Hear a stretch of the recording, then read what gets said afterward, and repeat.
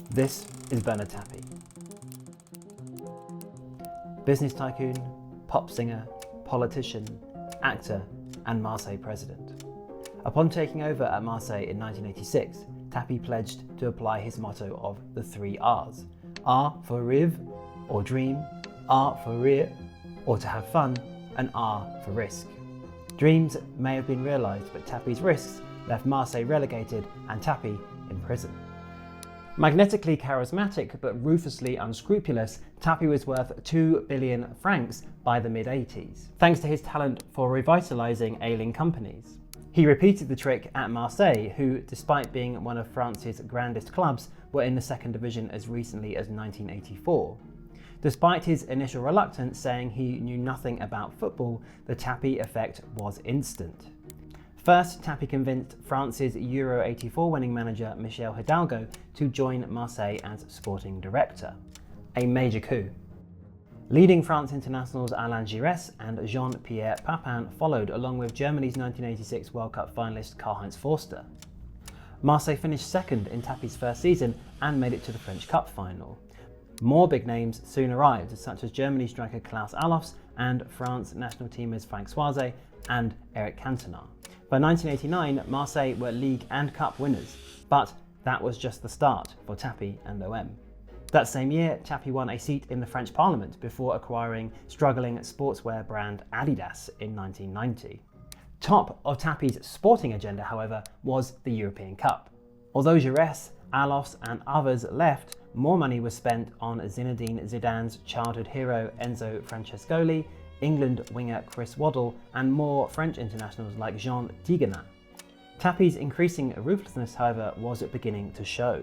When Marseille faced competition from Monaco to sign Abidi Pele from 2nd Division Mulhouse, Tapie supposedly leaked, falsely, that Pele had previously tested positive for HIV before telling the player to refuse a blood test during his Monaco medical. It was enough for the deal to collapse, allowing Marseille to swoop instead. Another new signing, Yugoslavian international Dragan Stojkovic, later described Tapie as being on the one hand a very nice person, clever and intelligent, but on the other, a bandit, 2 different faces. Nevertheless, Marseille were now dominating French football, winning 3 more league titles, but Europe only offered frustration for Tapie. In the 1990 European Cup semi-final, Marseille were knocked out by Benfica thanks to a controversial goal from Vata, who seemed to use his arm to score the winner. Tapie was furious, ominously vowing that, "I learn quickly, this will not happen to us again." However, Marseille started the next season slowly, and new coach Franz Beckenbauer was quickly replaced by the quintessential Tapie-era manager Raymond Goethals. But Goethals could only oversee another infuriating European Cup defeat, this time in the 1991 final on penalties to Red Star Belgrade. However, all these signings were made in the following months as Tapie and Marseille pushed on. Tapie's exuberant personality, however, was becoming overbearing, telling his players not to join up with their national sides and regularly sparring with a colourful selection of fellow club presidents in the media. Tapie also claimed he invented Marseille's classique rivalry with PSG. A Parisian himself, Tapie insists he convinced television station Canal Plus to invest in PSG simply to keep his team on their toes, while he also helped stoke animosity between the clubs in the media. However, Charles Beatry, a Canal director at the time, later described that notion as pure megalomaniac delirium. However, in 1992, the European Cup was rebranded as the Champions League, and a newly strengthened Marseille under Goethals, who was moved upstairs and rehired twice by Tapie during his time there, were frontrunners for the new competition. Having dispensed with Glentoran of Northern Ireland, Dinamo Bucharest, Club Bruges, CSKA Moscow and Rangers, Marseille were to face AC Milan in the first Champions League final in 1993. Haunted by those previous defeats, however, Tapie didn't want to leave anything to chance. Marseille had an irksome league fixture against relegation-threatened Valenciennes scheduled for a few days before the final, and with PSG breathing down their necks at the top of the French table, Tapie and Marseille Director General Jean-Pierre Bernez decided to act. Bernez instructed Marseille midfielder Jean-Jacques Ideley to contact former teammates Georges Bourichaga, Christophe Robert and Jacques Glassman, all now Valenciennes players, to offer large sums of money in exchange for taking it easy against Marseille in an attempt to avoid injuries and fatigue ahead of the final with Milan. Glassman refused. Burruchaga later claimed he considered the offer before rejecting it, but Robert accepted. The night before the game, Robert's wife Marie met with Idele in a hotel car park where a brown paper envelope was handed over. Robert would, bizarrely, later bury that envelope in his aunt's garden. Marseille won the game 1-0, but suspicion had already started to rise. Referee Jean-Marie Vaniel later said Burruchaga usually challenged everything, but that evening not only did he not dispute anything, but he asked others to be silent. Conversely, Glassman ran everywhere as if trying to prove something. Glassman's wife Audrey, however, had already persuaded Jacques to expose the plot, telling his Valenciennes coach Boro Primorac everything. But Valenciennes president Michel Cohenquin didn't believe Primorac and Glassman's story, and the game went ahead regardless. At full time, however, Glassman approached the referee with his concerns before telling the media, leading players to be questioned in their dressing rooms by officials. Tapie, however, immediately denied the story, saying, "Who could believe that Marseille have so little confidence in their team that it is necessary to buy the players of Valenciennes to win? In my heart, I don't believe it." But what is now known as l'affaire VAOM simply wouldn't go away. The Champions League final took place amid the ensuing storm, but Tapie remained confident and, remarkably, influenced the result from the director's box. Marseille centre-back Basile Boli was struggling with an injury just before half-time, but Tapie used a walkie-talkie to tell Goethals not to substitute Boli. 2 minutes later, Boli rose to head home the only goal of the game and make Tapie's Marseille 1993 European champions, less than a decade after promotion and just 7 years into Tapie's reign.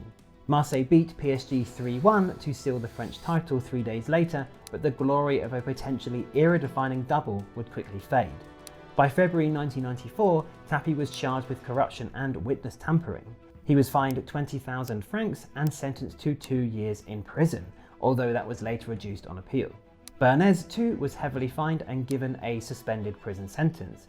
Christophe Robert, Marie Robert, Burruchaga and Idele were all also fined and given suspended sentences.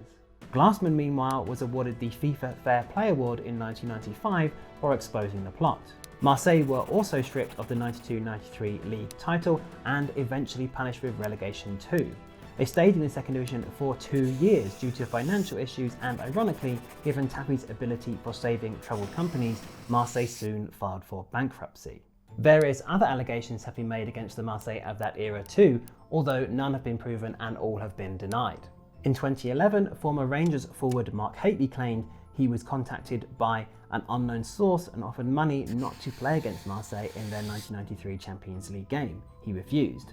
Marc Fratani, Tapie's former fixer and key lieutenant, also gave a startling interview in Le Monde in 2019 in which he also claimed issues ran far deeper than the VAOM affair.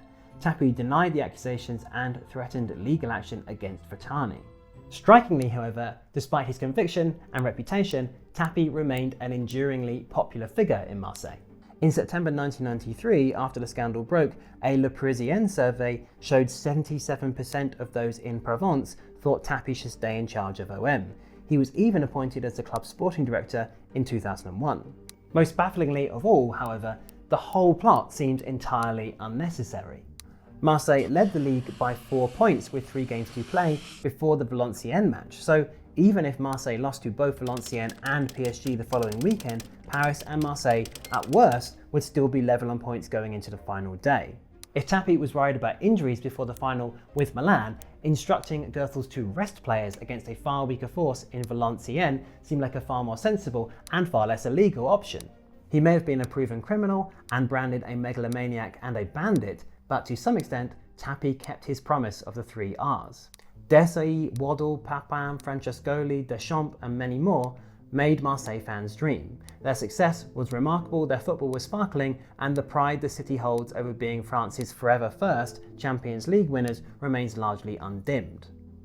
However, for everyone else, the indefensible and highly unnecessary risk that Tapie and Bernays took against Valenciennes severely tarnishes the memory of what could have been France's greatest ever club team.